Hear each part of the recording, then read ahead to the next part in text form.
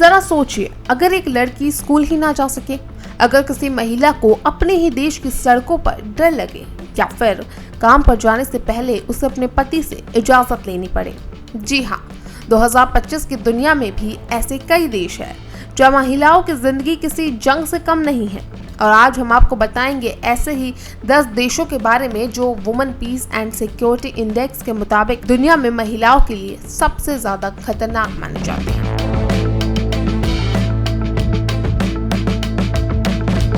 इसमें सबसे पहले बात करते हैं अफगानिस्तान की। तालिबान के दोबारा सत्ता में आने के बाद यहाँ लड़कियों का स्कूल जाना तो छोड़िए, घर से बाहर निकलना भी मुश्किल हो गया है।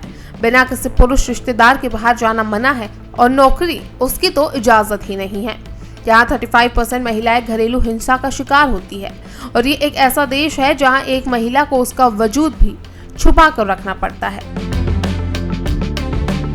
सीरिया, अगर बात करें सीरिया की, तो ये एक ऐसा युद्धग्रस्त देश है जो महिलाओं के खिलाफ होने वाले अपराधों के लिए बदनाम है। यहाँ की गुप्त जेलों में महिलाओं के साथ कई तरह के अत्याचार किया जाता है, उनके साथ यातनाएं दी जाती है। तो वहीं इन महिलाओं के बीच कुपोषण भी अधिक है और उन्हें रोजाना हिंसा का सामना करना पड़ता है। तीसरे नंबर पर है यमन। यमन में महिलाओं के लिए बहुत कम समानता है क्योंकि यहाँ उनके खिलाफ कई सख्त कानून हैं। यमन में सिर्फ कुछ 6% महिलाएं ही काम करती है क्योंकि यहाँ के अनुच्छेद 40 के अनुसार महिलाएं पुरुषों की तरह काम नहीं कर सकती और उन्हें नौकरी करने के लिए अपने पति से इजाजत लेनी होती है। इसके अलावा काम करने की जगह पर यौन उत्पीड़न से बचने के लिए भी कोई कानून नहीं है। अब बात करते हैं हमारे पड़ोसी मुल्क पाकिस्तान की। 2021 WPS इंडेक्स में पाकिस्तान महिलाओं के लिए चौथे सबसे खतरनाक देश के रूप में रैंक हुआ। यहाँ महिलाओं घरेलू हिंसा, ऑनर किलिंग और एसिड अटैक जैसी भयावह चीजों का सामना करना पड़ता है। यहाँ महिलाओं की रोजगार दर सिर्फ और सिर्फ 21% है। इसके बाद आता है इराक। इराक एक ऐसा देश जो वर्षों से संघर्ष में डूबा हुआ है। यहाँ 2010 में हर 5 में से एक महिला घरेलू हिंसा की शिकार थी। 2012 तक ही आंकड़ा 36% तक पहुँच गया और यहाँ महिलाओं के लिए सुरक्षित घर एक सपना है। उसके बाद इसमें आता है दक्षिण सूडान में महिलाओं को ना तो अपनी मर्जी से फैसले लेने की आजादी है और ना ही राजनीति या फिर किसी भी तरीके से सामाजिक निर्णय का हिस्सा बनने की। यहाँ पितृसत्ता इतनी गहरी है कि महिलाओं की आवाज सुना ही नहीं देती।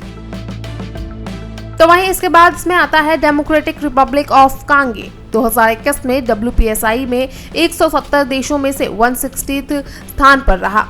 UN के जेंडर इंडेक्स में भी ये सबसे नीचे के देशों में शामिल है। तो वहीं यानी शिक्षा, स्वास्थ्य या रोजगार, किसी भी क्षेत्र में महिलाओं की स्थिति संतोषजनक नहीं है। चार्ट, जहां लड़कियों की शादी की औसत उम्र ही सिर्फ 16 साल है, उस देश से आप क्या बात करेंगे। यहाँ बाल विवाह आम बात है और मातृ मृत्यु दर इतनी ज्यादा है कि ये दुनिया में दूसरे सबसे खराब देशों में आता है। इसके बाद इस लिस्ट में है सूडान। सूडान में हालात ऐसे हैं कि यूनिसेफ के मुताबिक 15 से 50 साल की 1/3 से ज्यादा महिलाएं मानती है कि अगर पति मारता है तो शायद सही कर रहा है। और ये मानसिकता इतनी डरावनी है कि आप खुद ही सोचिए। तो वह इसके बाद इसमें आता है सिएरा लियोन। सिएरा लियोन ने भले पिछले 2 दशकों में शांति देखी हो, लेकिन साल 2014 से 16 की इबोला महामारी ने महिलाओं की स्थिति और कमजोर कर दी। लैंगिक असमानता में सुधार की रफ्तार यहाँ बेहद धीमी है। तो ये थे वो देश जहां महिला होना आज भी सबसे बड़ी चुनौती है। और याद रखिए, जब तक दुनिया की आधी आबादी सुरक्षित नहीं होगी तब तक कोई भी देश पूरी तरीके से विकसित नहीं हो सकता। तो वहीं अब सवाल ये उठता है कि क्या महिलाओं के लिए भारत में हालात बेहतर है, और है तो कितने हैं। हमने दुनिया के सबसे खतरनाक जगहों की बात की, लेकिन जरा रुकिए, हमारे अपने देश में महिलाएं खुद को कितना सुरक्षित महसूस करती है ये जान लीजिए।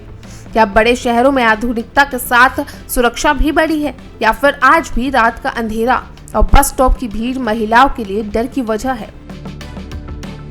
तो इसका जवाब ये है कि नारी 2025 रिपोर्ट के मुताबिक भारत के अलग अलग शहरों में महिलाओं की सुरक्षा को लेकर क्या स्थिति है, ये आपको बताते हैं।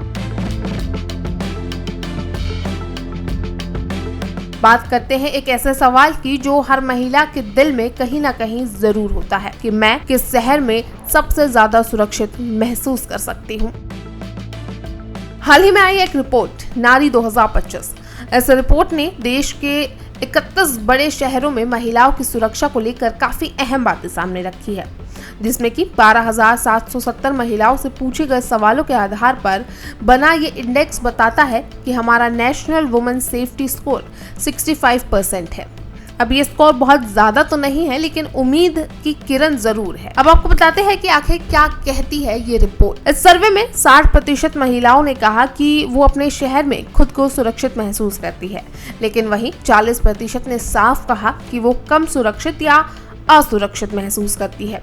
यानी हालात हर जगह एक जैसे नहीं है। इसमें सबसे बड़ा है रात में पब्लिक ट्रांसपोर्ट। जी हाँ, रिपोर्ट बताती है कि जैसे ही रात होती है या बात आती है बस, ट्रेन या कैब की, तो महिलाओं का आत्मविश्वास गिर जाता है। पार्क, ग्राउंड, यहाँ तक कि मोहल्ले भी कंफर्ट जोन नहीं रह गए। शैक्षणिक संस्थानों में 86% महिलाएं दिन के वक्त खुद को सेफ महसूस करती है, लेकिन जैसे ही कैंपस से बाहर कदम रखती है डर बढ़ जाता है। तो अब आपको बताते हैं कि आखिर भारत में सबसे सुरक्षित शहर महिलाओं के लिए कौन से हैं। इसमें सबसे पहले आता है कोहिमा, जो कि नागालैंड में है। उसके बाद आंध्र प्रदेश का विशाखापट्टनम शहर, ओडिशा का भुवनेश्वर, मिजोरम का आइजोल, सिक्किम का गैंगटोक, अरुणाचल प्रदेश का ईटानगर और महाराष्ट्र शहर में मुंबई।